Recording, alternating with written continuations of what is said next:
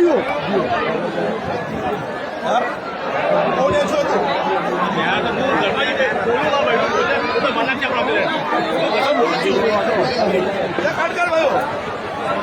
आपने कभी सोचा है कि एक उड़ता हुआ प्लेन सिर्फ 60 सेकंड में जिंदगी से मौत की ओर कैसे मुड़ सकता है? आज का दिन भारत के लिए एविएशन इतिहास का सबसे काला दिन बन गया। एयर इंडिया का एक बोइंग 787 ड्रीम लाइनर अहमदाबाद से लंदन के लिए उड़ान भरते ही क्रैश हो गया और इस हादसे ने पूरे देश की रूह को झकझोर कर रख दिया है। लेकिन यह सिर्फ एक विमान हादसा नहीं था, यह सवाल है सिस्टम पर, जवाबदेही पर और उस भरोसे पर जिसके सहारे हम हर दिन उड़ान भरते हैं। आज हम इस भयानक दुर्घटना की पूरी कहानी आपको बताएंगे, तस्वीरों में और उन सवालों के साथ जो अब टाले नहीं जा सकते। समय था दोपहर 1:39 का। रनवे 23 से टेक ऑफ करता है एयर इंडिया का ड्रीम लाइनर। 243 लोग इनमें सवार थे, कुछ ब्रिटेन नागरिक और कुछ गुजरात के पूर्व मंत्री विजय रूपानी भी सवार थे।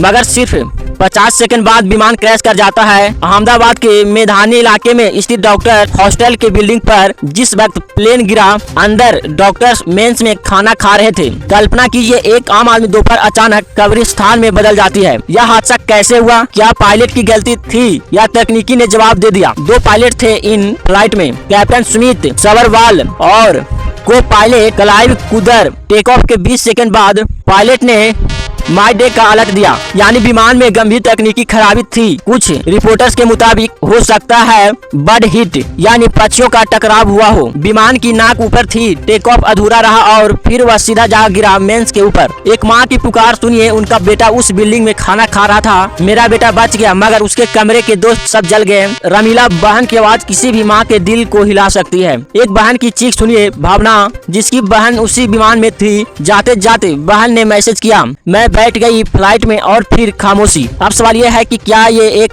इत्तेफाक थी या एक बार फिर हमारी लापरवाही व्यवस्थाओं की कीमत इंसानों ने चुकाई। जब से टाटा ने एयर इंडिया को टेक ऑफ किया है, उम्मीदें थी कि हाल सुधरेंगे, मगर उल्टा पुरानी फ्लीट, लगातार तकनीकी खराबियां, hydraulic fail, cabin pressure leak, flight का बार बार लौटना। अब और भारत का सबसे भयानक एविएशन हादसा। यह सिर्फ एक प्लेन क्रैश नहीं था, यह उस भरोसे का क्रैश था जिस पर हम अपनी जिंदगी सौंपते हैं। 242 जिंदगियों पल भर में राख बन गई और सवालों की चिंगारी अब धधकने लगी। क्या एयर इंडिया को पूरी तरह से रिफॉर्म की जरूरत है? क्या देश की एविएशन सुरक्षा सिर्फ कागजों तक सीमित है? यह सिर्फ शुरुआत है। हम इस हादसे की हर परत खोलेंगे। तब तक आप जुड़े रहिए हमारे साथ। ये सवाल देश का है और इसका जवाब भी देश को चाहिए। मैं हूँ आपका अकेला चंदन भाई और हम सच के हर टुकड़े को जोड़कर लाएंगे आपके सामने बिना किसी डर के। फिर मिलते हैं अगले अपडेट में। सब्सक्राइब कर लीजिए आगे वीडियो देखने के लिए। थैंक्स, धन्यवाद।